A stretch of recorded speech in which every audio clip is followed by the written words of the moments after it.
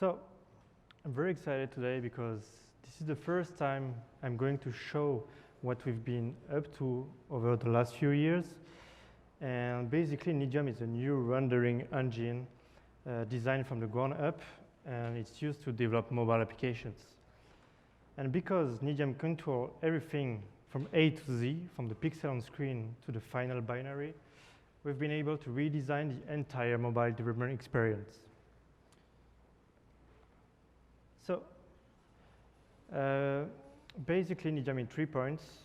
So first, as I said, it's a new kind of rendering engine designed from scratch. So it's based on OpenGL backend, and you can compare it to something like WebKit or Gecko.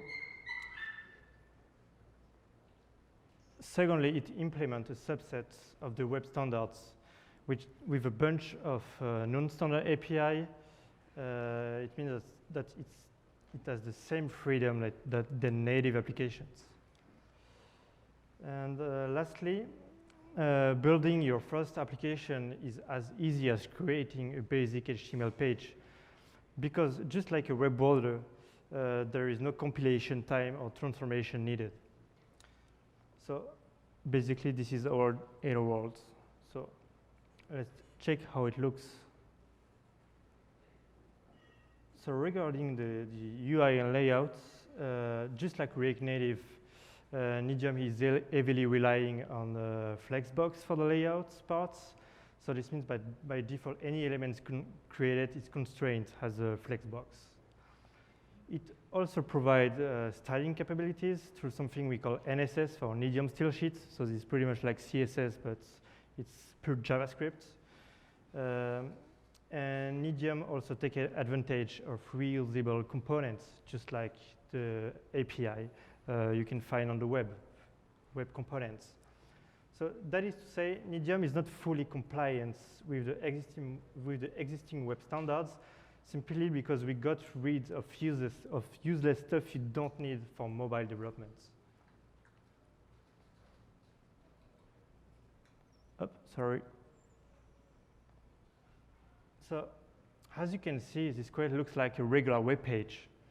You define your style, you define your layout, you add some JavaScript, and you are good to go. You have an application.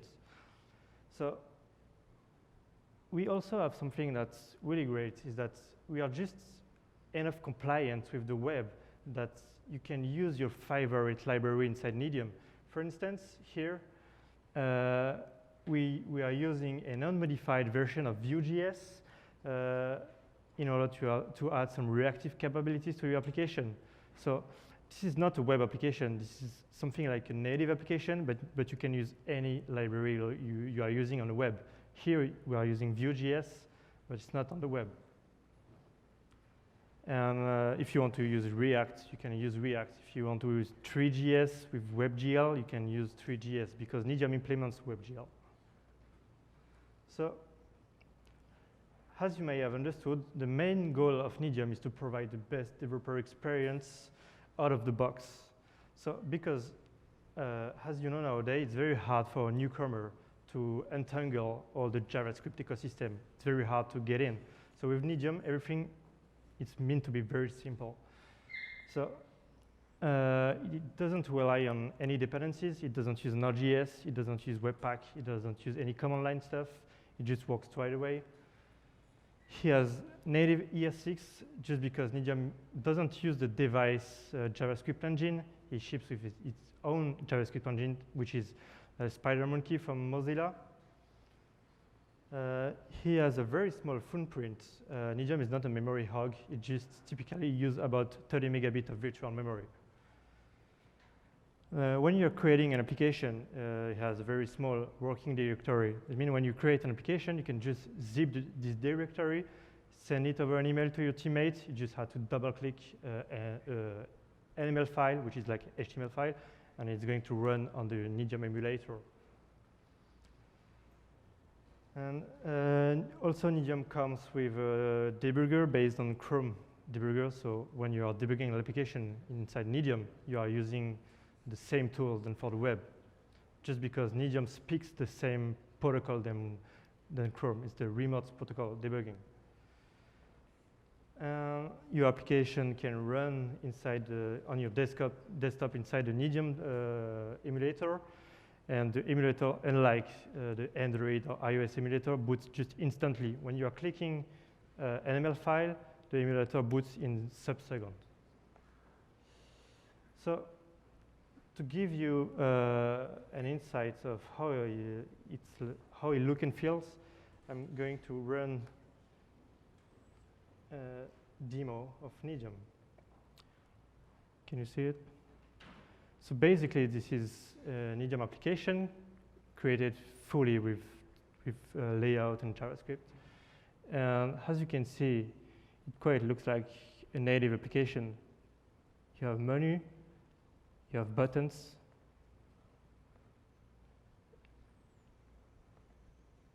you have controls, you have checkbox, you have radio box, you have spinner. You have also GLSL shaders out of the box, meaning that you can just add OpenGL GLS shader to any surface and get some fancy stuff. We have list view out of the box. So in this example, it's in infinite scrolling. So I can scroll at 60 FPS. This is my Linux trackpad, so there is no velocity, but we also have out-of-the-box video. So here Nidium is running a video. So as you can see, this is very smooth. And it runs just exactly like that on my mobile phone. So it quite looks like native application. And as I said, Nidium ships with the Chromium debugger. So if I run the debugger here, just like the Chrome debugger, I can inspect my application.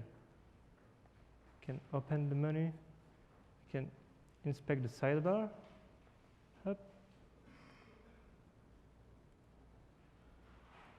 So actually, the debugger is speaking with a WebSocket connection to Nidium, and Nidium is pretending to be a web browser. So I can just change, for instance, the color here, and it changes in real time inside the application. And if I run the application on my mobile phone, I can just do the same thing remotely on my mobile phone. So it's very easy. We don't yet implement all other features. We only have elements and console right now. Up.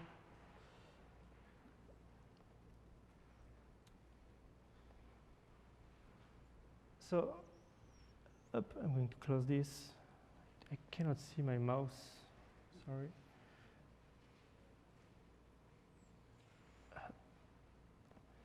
So, Nidium ships with a lot of feature out of the box. We had to rewrite everything from scratch.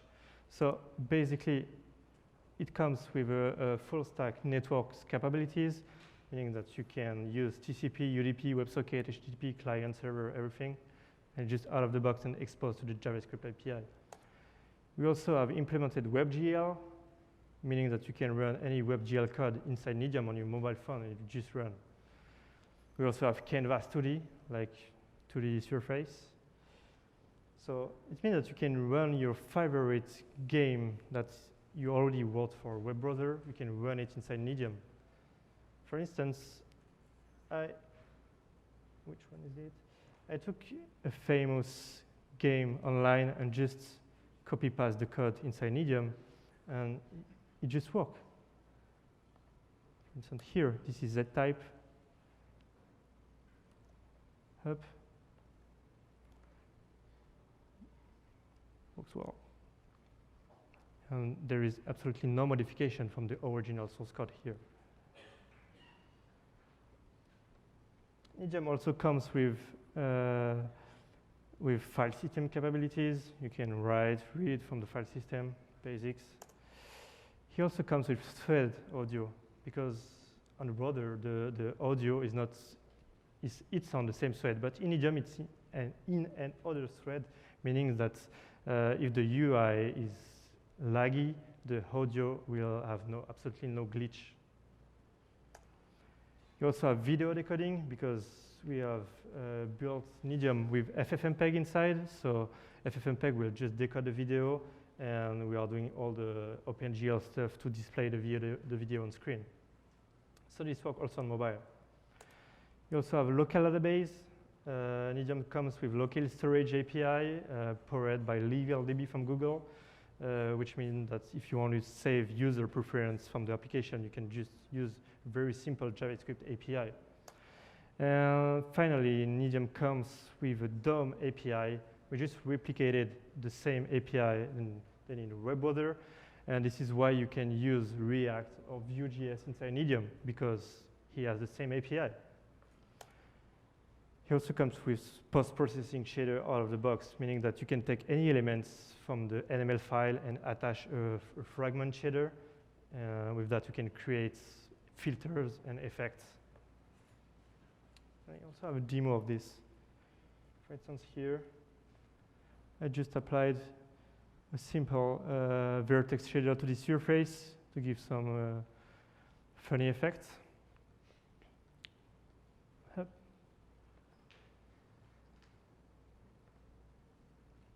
So the technology behind Nidium. Yeah. Workers? We have something new. Actually, it's Thread. It's like workers, but on a lower level. But you can create workers out of Thread. And now in ES6, we have a shared memory in JavaScript.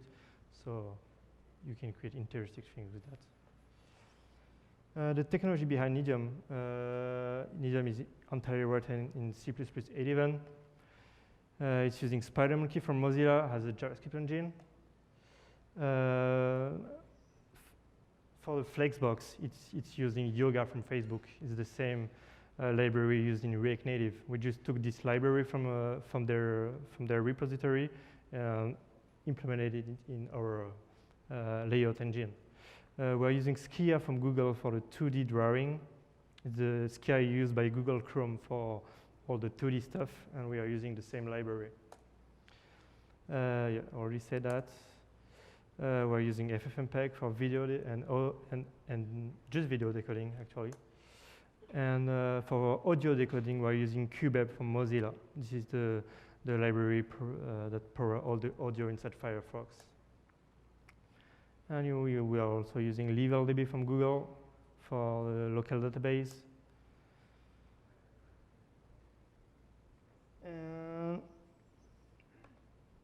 that's it. You can, if you want to try, and if you happen to have an Android device, you can just download the demo application on the Play Store and just check how it looks on your device. We don't have iOS for now. It's just work in progress.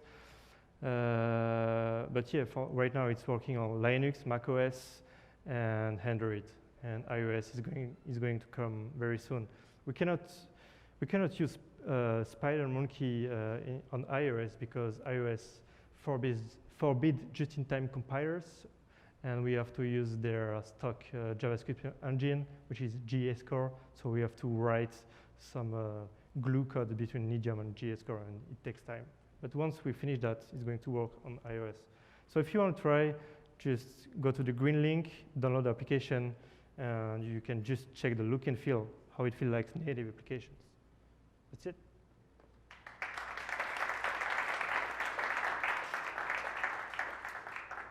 Any question? Yeah, it's a common question. Actually, I've been working with SpiderMonkey since about 10 years, so I know the internals pretty well. So, and actually, it's as fast as V8. It's pretty the same. SpiderMonkey has many ES6 features since about 5 or 6 years, so it's pretty ahead of time of V8. Okay. And I have another question. Okay. So you're using FFmpeg for video encoding. How are you dealing with, for example, Dash protocol or HLS? Dealing with what? Dash protocol or HLS for the video? Actually, FFmpeg, we are using libav, you know? Okay. libav handle everything for us. So it's decoding the frame, and it gives us just a bitmap buffer, and we are taking this bitmap buffer, creating OpenGL texture out of it, and we are drawing on screen. Okay. So are are you gonna add, because we are facing HLS a lot. Sorry. We're facing DRM things a lot. I don't know. Of I don't know course. yet. I don't know yet. Yep. I don't know. Okay, thank you. So how do you make native API calls? How do I make native API Yeah. calls? Actually, it's built in Nidium. You just have to require a native module and do stuff like native, like open file dialog, and just open the file dialog from the native system. And right now, we don't have many native stuff, just like alerts and stuff like that. And the next step is to implement like camera and stuff. But now that we have everything set up, is going to be very easy to add new features. The project is still experimental. Actually, if you check out our GitHub, you are going to struggle to create your first application. It's still very early stage. We have been working on this since about 5 or 6 years as a side project, and it's a full-time project since about 1 year. We have a lot of work to do, but we are at a point where you can just check out a project, try to play with it, and contribute. We are looking for contributors. So does it work sort of like a native script where you? No, because when you see this application, this is not native stuff. This is not native Vue. This is our own rasterization. Oh yeah. No, I was saying, can you, like React Native, there's another tool called Native Script. I know native You do, script. yeah. But That's native all I script was- is pretty much like React Native. You are writing your code, and it actually emits some native code behind. Here, there is absolutely no native code behind. Oh, I see. It's just full OpenGL here. I see. Oh, okay. Well, So and when you the- see a button, do we have my demo here? When you see this, we did it ourselves. It's absolutely not native, but it feels like native because it's very fast, because we have removed everything from a web browser, which could be slow. So it's very fast, just fast. Oh, okay. You know, my question specifically was about when you want to make a native API call. Yeah. You know, with native script, they have like a very simple way. Yeah. Yeah. Is it? Actually, you cannot do this with Nidium yet. Okay. If you want to write a native module, you have to go inside the Nidium code and hack it yourself. We don't provide an API to write native API actually, Oh, I see. but it's going to come. Got it. Okay. Thank you. Any other question? So if you want to try, I invite you to go to the link here. Oh, gone. Sorry. Thanks.